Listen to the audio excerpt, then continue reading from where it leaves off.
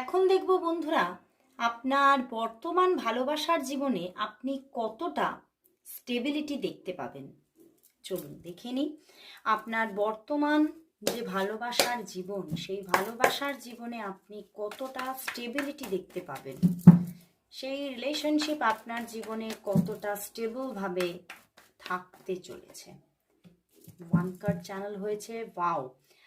বন্ধুরা, এখানে তো দেখা যাচ্ছে সম্পর্কটা তো কোথাও স্পয়েল হয়ে গিয়েছিল, মানে ধ্বংস।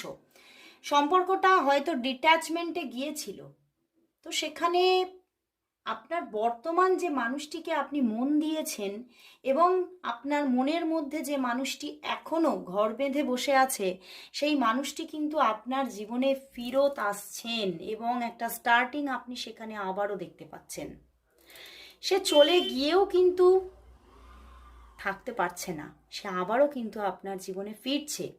এবং তবে এই সম্পর্কের মধ্যে স্টেবিলিটির জায়গাটা কিন্তু আপনি সব সময় দেখবেন না।